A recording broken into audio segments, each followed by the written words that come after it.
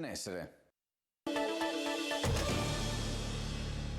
Buongiorno, bentornati alla nostra diretta. Siamo in edizione straordinaria ancora una volta per raccontarvi cosa sta succedendo in Veneto con l'emergenza coronavirus. Abbiamo sentito la conferenza stampa del presidente Luca Zaia, l'abbiamo sentita in diretta, abbiamo sentito anche l'assessore Manuela Lanzarin, risentiremo poi quello che ha detto Zaia, abbiamo fatto il punto della situazione con il governatore. Come sapete voi in questa fascia pomeridiana noi andiamo a intervistare istituzioni, autorità, sindaci, assessori, andiamo a sentire le persone che hanno il polso della situazione per capire dove stiamo andando dal punto di vista sanitario, economico e anche sociale. Adesso per esempio stiamo contattando l'assessore allo sviluppo economico della Regione del Veneto, Roberto Marcato, con il quale abbiamo concordato un appuntamento. Le interviste fino a pochi giorni fa si facevano qui in studio, adesso per esigenze di carattere sanitario, per la sicurezza di tutti noi, le facciamo via Skype. Abbiamo l'assessore Marcato collegato, vediamo che ci vede, sappiamo che è molto impegnato in questi giorni, quindi gli diamo subito la linea. Assessore, buongiorno, grazie per essere qui con noi ancora una volta a parlare di questa situazione sempre più complicata.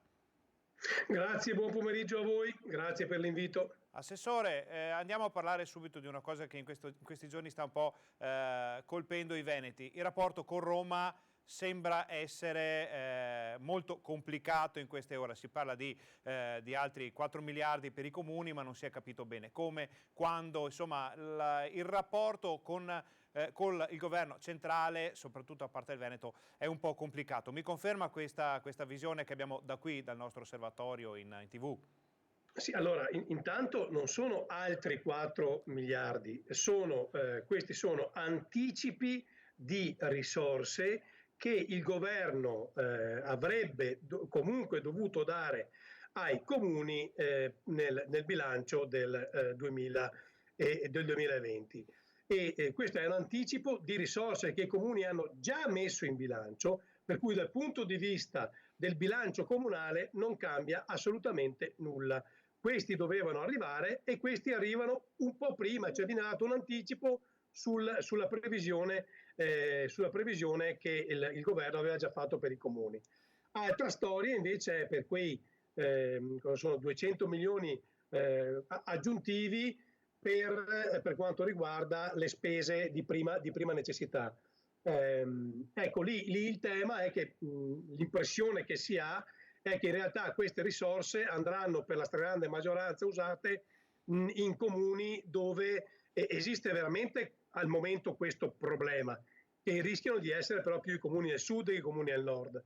Noi qui abbiamo bisogno di risorse enormi a sostegno dell'economia. Noi non vogliamo l'assistenza, noi vogliamo fare economia. Dobbiamo rimettere in piedi le nostre aziende. Questo bisogna fare, perché poi sono le aziende, i dipendenti e i titolari di azienda che pagano le tasse per fare le terapie intensive. Perché questo va bene tutto per momenti emergenziali e va benissimo avere delle risorse per chi non ce la fa arrivare a fine mese, per chi rischia di non poter fare la spesa, ci mancherebbe. Ma il tema vero, grosso, è l'emergenza economica. Ovviamente adesso parliamo di emergenza umanitaria e sanitaria, ma è l'emergenza economica che non si cura con questi provvedimenti, ovviamente. Certo, quindi abbiamo ancora una volta un governo che guarda al passo immediato, ma sul medio termine, soprattutto per quello che riguarda la ripresa di questo Veneto, insomma, non ci sono garanzie per quanto riguarda gli aiuti da Roma. Ma allora, mi scusi, lei non so se lei ha visto il blog di Beppe Grillo. Beppe Grillo è il fondatore del Movimento 5 Stelle, che è il partito, diciamo, di maggioranza che sostiene questo governo. Beppe Grillo propone oggi un reddito universale, cioè a prescindere dal reddito di ognuno di noi, quindi tu puoi essere Bill Gates o uno che non arriva neanche alla prima settimana, a prescindere da questo bisogna dare un uguale reddito a tutti, ok?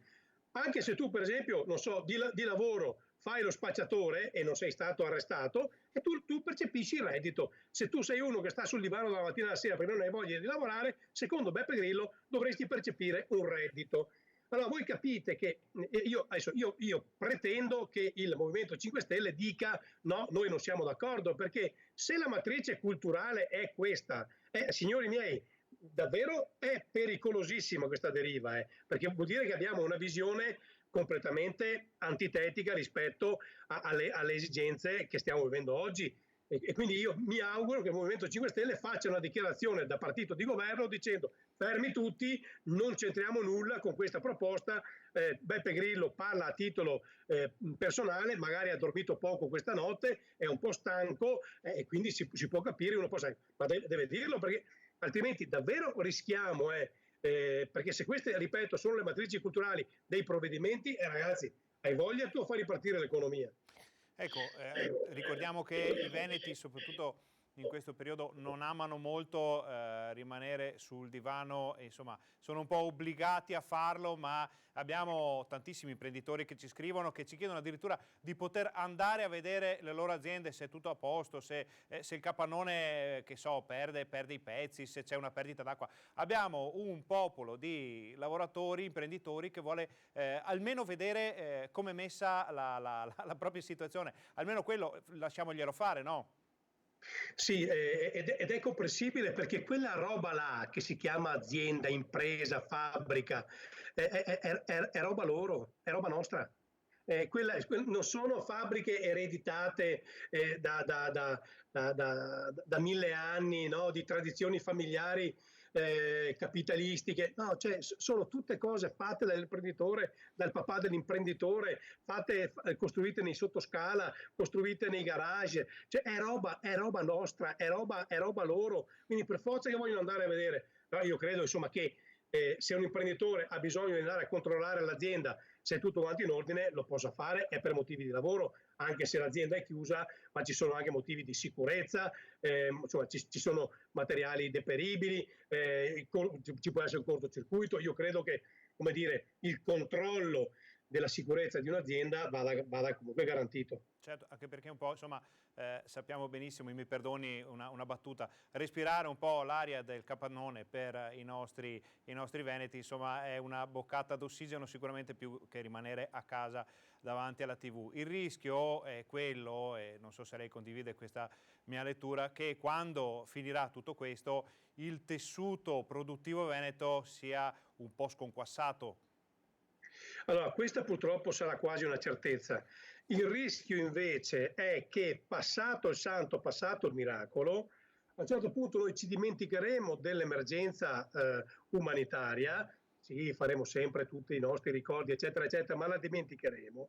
E assieme a quella io non vorrei che dimenticassimo anche le regioni che hanno pagato di più, perché dai provvedimenti governativi fatti in maniera omogenea per tutto il paese non si ha l'impressione che abbiano capito che le 3 regioni, non mi stancherò mai di dirlo, Veneto, Lombardia, Emilia Romagna, che oggi stanno pagando di più, sono anche le 3 regioni che tengono in piedi questa malandata economia del nostro paese. Non mi sembra che abbiano capito dei provvedimenti che fanno.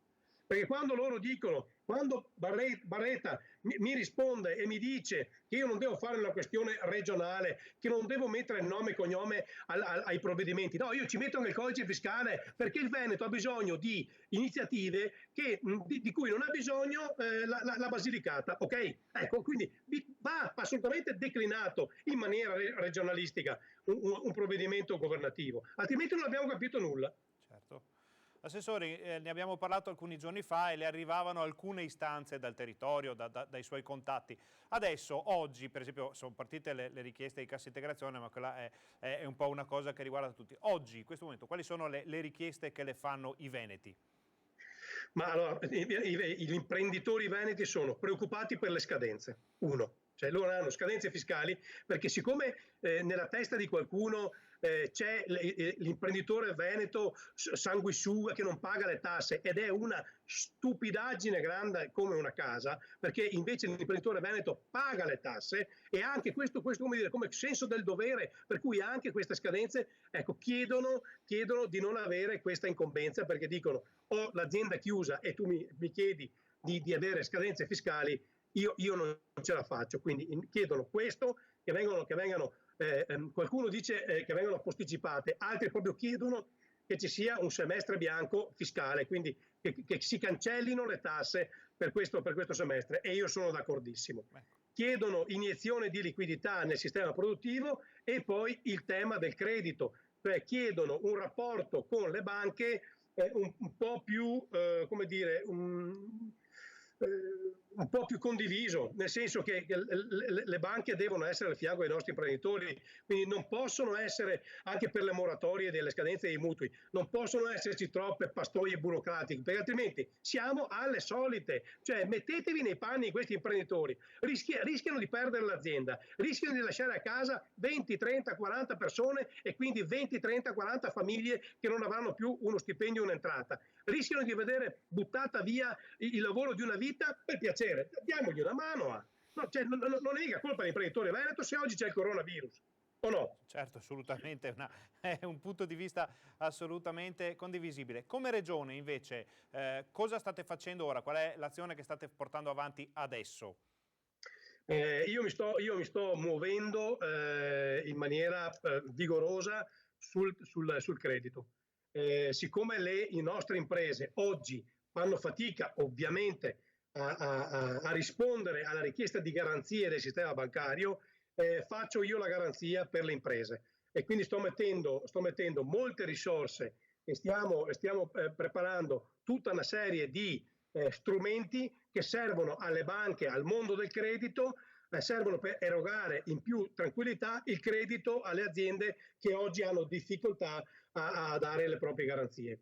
Io mi sto muovendo adesso su questo. Con gli altri colleghi assessori stiamo immaginando una sorta di piano strutturato che riguarda ovviamente anche l'agricoltura, che riguarda il lavoro, che riguarda la pesca, che riguarda insomma il turismo, ovviamente, insomma a 360 gradi, e stiamo lavorando per un piano regionale importante a sostegno dell'economia. Molto bene. Assessore, io a questo punto le faccio l'ultima domanda, poi la lascio lavorare.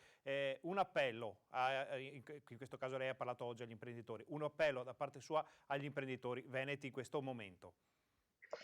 Fatevi sentire perché noi abbiamo bisogno della vostra voce per amplificarla a Roma, e a Roma che a volte è un po' sorda, e in Europa dove invece è sia sorda che cieca, cioè, non ci vede, non ci sente, e quindi abbiamo bisogno di amplificare la vostra voce. Noi siamo l'amplificatore, voi dateci la voce, perché non possiamo indietreggiare di 1 millimetro. Certo, anche perché anche Zaia oggi ha detto stiamo parlando di un'Europa in catalessi.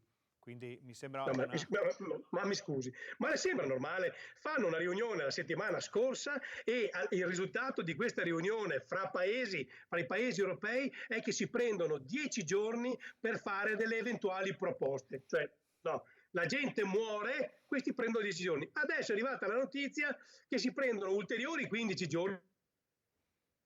Intanto, ma sì, c'è tempo, figuriamoci, che problemi ci sono? Ulteriori 15 giorni per trovare delle soluzioni. Ma vi pare normale? Noi abbiamo la gente che muore, le aziende che chiudono, persone che non sanno dove andranno a trovare da mangiare, e tu in tutto ti prendi un mese per decidere, un mese, ma in un mese siamo tutti morti, ma ci rendiamo conto? E questo dovrebbe essere l'Europa, lo strumento che ci aiuta a fare economia, a fare impresa. Ecco, finalmente l'Europa ha calato la maschera e abbiamo visto cosa c'è. Niente, non c'è nulla. Io credo che con questa considerazione da parte dell'assessore allo sviluppo economico della Regione Veneto, Roberto Marcato, abbiamo fatto chiarezza su quella che è la situazione internazionale, ne ha parlato anche prima Zaia. Ringraziamo ancora una volta l'assessore Marcato per la sua disponibilità, la disturberemo, sappia, se la metta via, perché la disturberemo ogni giorno per avere il punto della situazione, per parlare agli imprenditori, perché una cosa è che se parliamo noi, una cosa è che da Rete Veneta parli un assessore regionale. La ringraziamo ancora una volta. Grazie e viva il Veneto! Ringraziamo allora l'assessore regionale, abbiamo sentito Roberto Marcato. Fra poco avremo un altro assessore regionale che ci parlerà della situazione della cassa integrazione, perché da sabato le aziende possono accedere alle domande per la cassa integrazione. Faremo il punto proprio fra poco.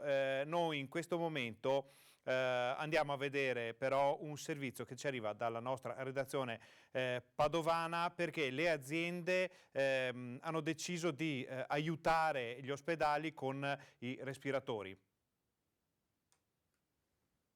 Abbiamo un servizio da un'azienda di Tombolo. Aziende che nonostante le difficoltà continuano ad aiutare la sanità veneta. La solidarietà questa volta arriva dal Centro Carni Company. L'azienda di Tombolo, nell'Alta Padovana, che opera nel settore della lavorazione della carne bovina, ha scelto di supportare la Regione Veneto nel contrasto dell'emergenza sanitaria Covid-19, contribuendo all'acquisto di un ventilatore meccanico per l'ospedale di Cittadella. L'azienda ha inoltre messo a sistema una serie di iniziative rivolte ai propri dipendenti, attivando per loro un'assicurazione sanitaria specifica da utilizzare in caso di diagnosi positiva al Covid-19 e innalzando ulteriormente le misure di controllo e sicurezza per il contrasto e il contenimento della diffusione del virus. E ora andiamo a vedere la lettera di un'infermiera di Albignasego che lavora in ospedale a Padova e racconta ai suoi concittadini la sua giornata. È un servizio toccante dalla nostra redazione padovana. Ciao amici concittadini, sono un'infermiera di malattie infettive di Padova. Qui l'emergenza per il coronavirus è iniziata il 22 febbraio ed è ancora in atto. Vicino al nostro reparto ci sono delle tende piantate dalla Protezione Civile, attive dal lunedì al venerdì, per dare servizio e assistenza a chi ne ha bisogno. Eseguiamo i tamponi e diamo le prime cure. In reparto, invece, ci sono i ricoverati di qualsiasi età, con problemi respiratori gravi, attaccati a respiratori senza possibilità di contatti con l'esterno o con i familiari. Per noi i turni sono infiniti, pesanti e difficili. Vediamo la paura della gente, l'angoscia dell'incertezza, nonostante le cure. Ogni giorno, per andare al lavoro, attraverso il ponte del Bassanello e vedo il sole che sorge e mi chiedo quando finirà. Mi cambio in spogliatoio con le mie colleghe e cerchiamo di essere forti. Con indosso già una mascherina nascondiamo a volte i segni della paura.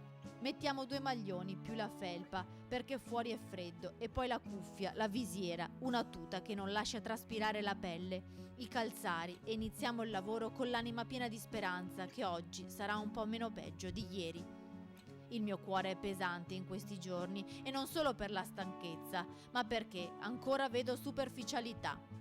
Vedo ragazzi in bicicletta senza mascherina, gente che va a fare la spesa più volte in una settimana, che corre. Io da mamma e da cittadina vi capisco perché è difficile stare a casa rinchiusi con questo sole, soprattutto per chi ha figli. Ma credetemi che questo non è niente se pensate di stare chiusi in una stanza di pochi metri quadrati con un tubo in bocca per respirare. Quando uscite, fatelo per vere necessità.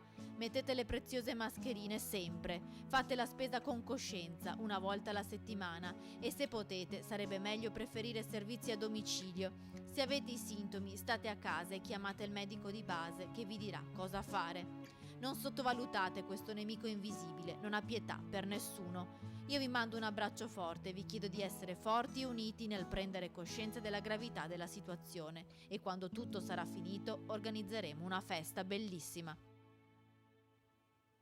Avete sentito una bella lettera di questa infermiera, noi la pubblicheremo anche sui nostri social, come pubblichiamo tutto quello, quasi tutto quello che passa sulla nostra diretta in edizione straordinaria. E adesso dovremo avere l'assessore Donazzan in collegamento Skype, ma l'avverto, so che ci sente, che il telefono in questo momento è storto e la vediamo un po' storta, quindi perfetto.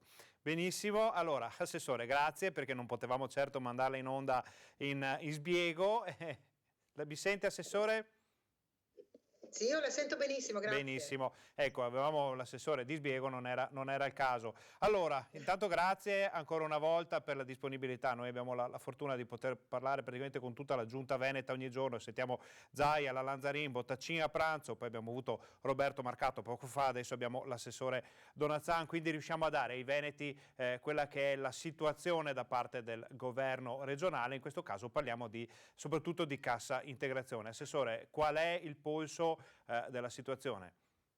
Che stanno arrivando le richieste degli ammortizzatori sociali, le aziende venete avranno bisogno di grandi risorse e la parte degli ammortizzatori sociali serve per i lavoratori che in questo mese, in questi prossimi mesi resteranno scoperti da aiuti, serve per mantenere il legame tra datore di lavoro e i propri lavoratori, perché altrimenti si vanno ad infittire solamente le schiere del numero dei disoccupati. Allora è per questo che serve tempestività. Oggi abbiamo visto, e questo insomma, lei Garavello do sempre delle notizie in anteprima, lei è fortunato e io con lei. Faremo i conti un giorno. Sì. Purtroppo la notizia non è tra le migliori, perché in sede di conversione del decreto legge, voi sapete che lo strumento usato è stato il decreto legge perché era urgente. Questo è uno strumento che viene utilizzato dal nostro ordinamento per affrontare le cose con massima urgenza, ma poi deve essere convertito entro 30 giorni in legge. Nel momento della conversione, cioè in queste ore, ci sono alcuni emendamenti. C'è stato un emendamento su nostra richiesta di aumentare il fondo per il Veneto, per la Lombardia. Io ho fatto la richiesta per le 3 regioni che sono interessate e per l'Emilia Romagna, cioè quelle che sono in difficoltà da più tempo delle altre regioni italiane, e purtroppo hanno aggiunto solamente 40 milioni di euro. È una cifra abbondantemente insufficiente, lo voglio dire ai veneti, perché noi continueremo la nostra battaglia per vedere riconosciuto quello che noi diamo, perché vedo anche il riparto che susciterà grandi critiche, reparto dei fondi per l'ANCI di queste ore. Anche questo balza agli occhi, come a fronte di stesso numero di popolazione residente, per i comuni del sud che hanno un indice di povertà maggiore, ma perché spesso non hanno lavoro o hanno lavori sottopagati, alle volte purtroppo si lavora anche in nero in maniera irregolare, sono stati dati più risorse che i nostri comuni. Quindi anche questo deve essere assolutamente ribaltato. Noi abbiamo bisogno di giustizia, risorse per la cassa integrazione, risorse per i comuni. Assessore, mi perdoni una domanda, questi 40 milioni di cui lei ci ha appena parlato, sono 40 milioni per regione o 40 milioni per le 3 regioni complessivamente, questo in più diciamo? L'ho persa.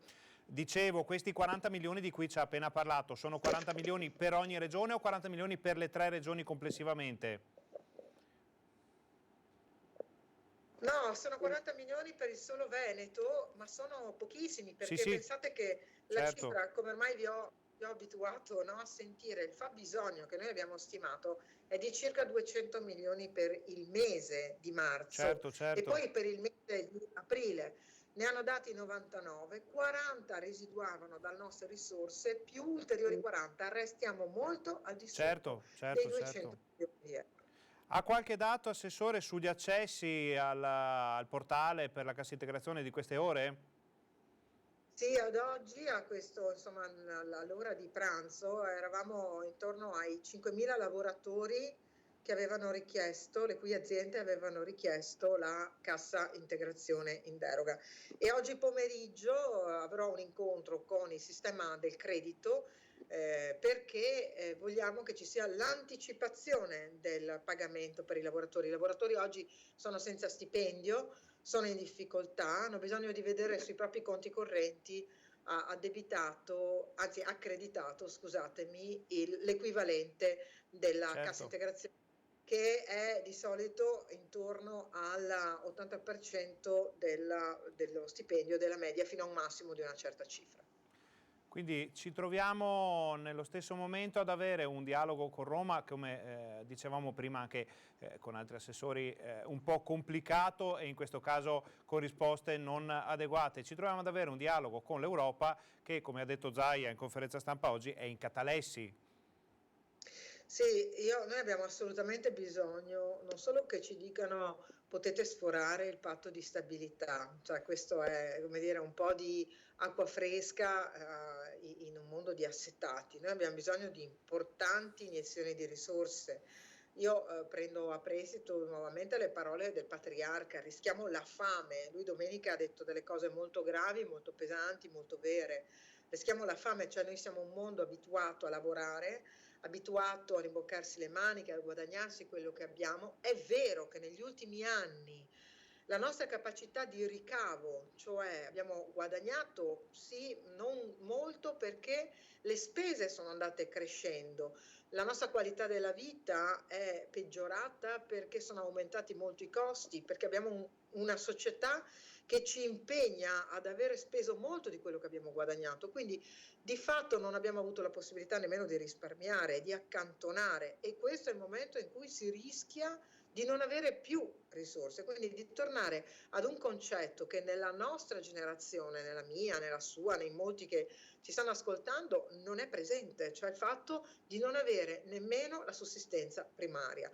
Allora l'Europa deve per forza mettersi oggi in disponibilità degli Stati membri, non ci deve restituire qualche cosa, ci deve dare quello che abbiamo dato, perché poi questo è tutta Europa che sta soffrendo, e la stessa Germania, che ragiona sempre con il proprio punto di vista e i propri interessi, deve pensare che va ribaltata, e noi dobbiamo fare in modo che l'Italia sia alla testa di questo cambio di paradigma. Noi abbiamo bisogno oggi di tornare a lavorare, che è un aspetto che deve guardare la sicurezza, che però dobbiamo cominciare a rimettercelo nella testa perché non possiamo stare per sempre fermi, e dall'altra abbiamo bisogno di risorse per le nostre imprese. Quindi il credito diventa un po' la prossima frontiera. Da una parte ci sono tutti quelli che saranno gli investimenti, le forniture, la liquidità per poter ripartire, ma diventa indispensabile anche il credito, anche e soprattutto per le famiglie. Quindi.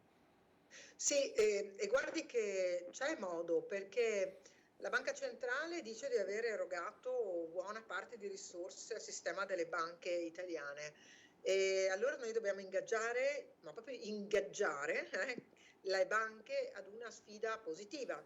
Ma nel caso in cui non dovessero fare il loro dovere, perché da una parte la Banca Centrale dice vi abbiamo erogato al sistema del credito comunque già una parte importante di risorse, dall'altra il decreto di 17 di marzo in un titolo, il titolo terzo, e lo dico perché tanto siamo diventati tutti abbastanza esperti anche di questo decreto legge, prevede una importante fetta di risorse a partire da Cassa Depositi e Prestiti, che è il sistema centrale del credito della finanza pubblica. Questo dice noi garantiremo e controgarantiremo le banche, quindi le banche non devono più avere alibi, bisogna che eroghino risorse. Chi può stimolarli? Beh, la cosa pubblica di sicuro, la politica di sicuro, anche la regione, perché se le banche non fanno il loro dovere è anche giusto che questa cosa si sappia.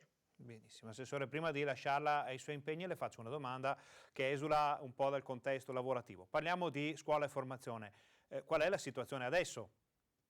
So che è una domanda un po' a tranello perché non ci eravamo confrontati su questo prima, ma io approfitto, so che lei è molto preparata, quindi gliela faccio senza troppe remore. Allora la ringrazio, ma in effetti è il cruccio più importante, perché vede, mentre sul tema del lavoro il confronto con le parti sociali, il sindacato, associazioni datoriali e comunque il ministro Catalfo è un ministro che risponde al cellulare a qualsiasi ora, lo dico perché non si deve sempre ragionare di parte.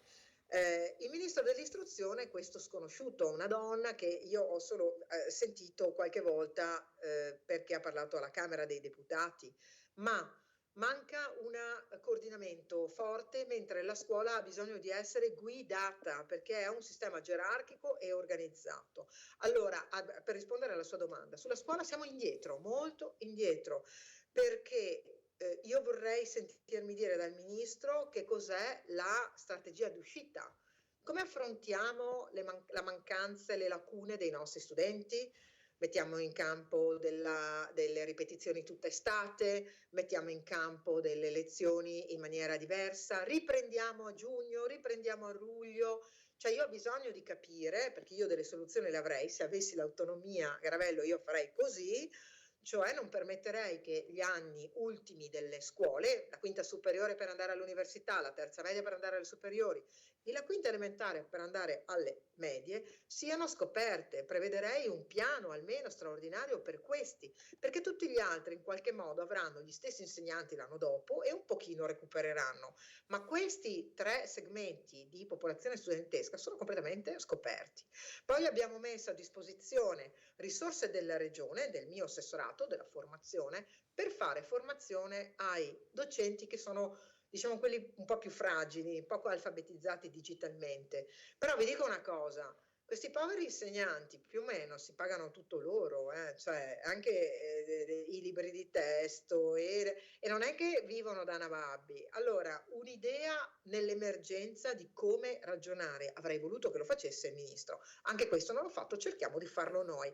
Noi abbiamo messo a disposizione oltre 1 milione di euro per fare in modo che in queste ore, nel pomeriggio per esempio, almeno 20 docenti come gruppo classe per un numero di 180 insegnanti in Veneto possano capire come si fa una Google Class, come si usa la didattica a distanza, come si fa la programmazione in questo modo, perché ne abbiamo bisogno. Diciamo che noi abbiamo messo a disposizione, la scuola non ha ancora risposto.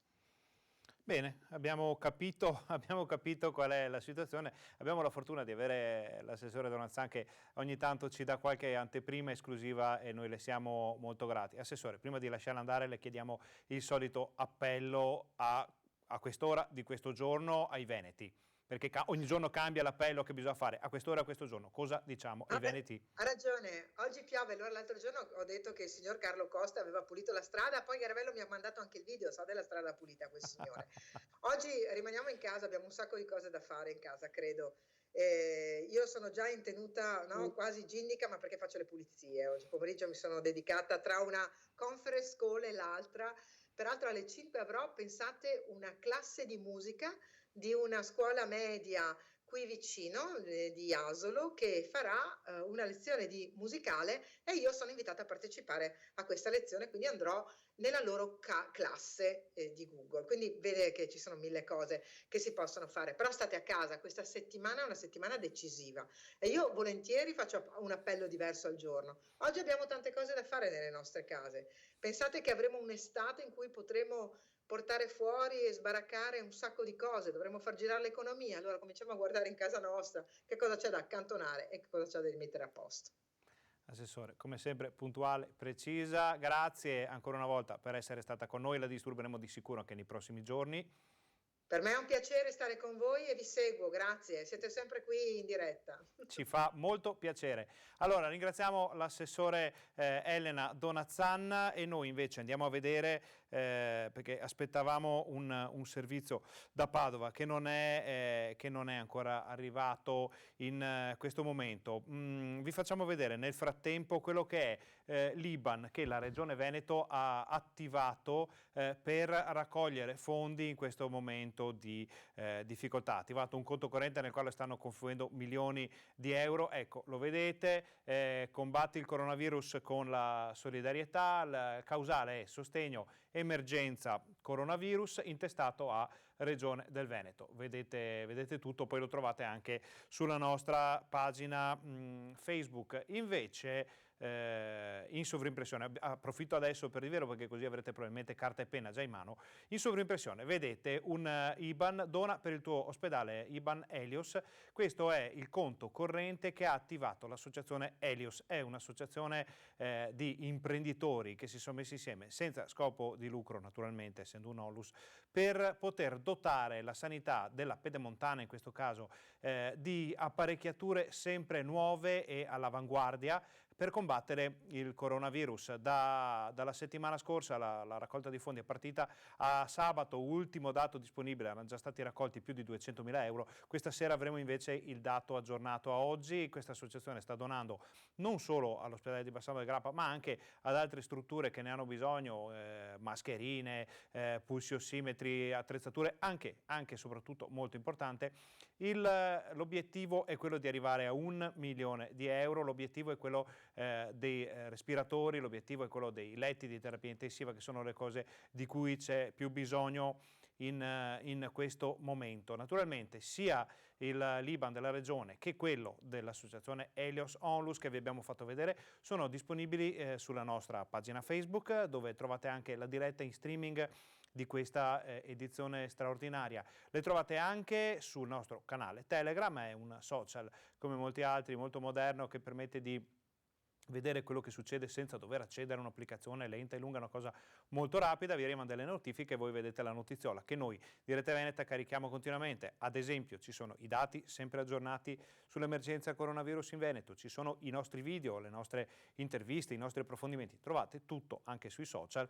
Naturalmente l'invito è però restate con noi, perché la giornata di Rete Veneta è sempre molto completa di proposte. Ad esempio alle 5 avremo la Tai Chi, ginnastica dolce e Zumba per fare un po' di mantenimento fisico direttamente dal proprio salotto, e alle 6 ci sarà la messa in diretta dalla Basilica del Santo a Padova. A questo punto chiedo a Fabio Verin in regia di mandare la pubblicità, facciamo una piccola pausa, ci vediamo qui fra pochi minuti.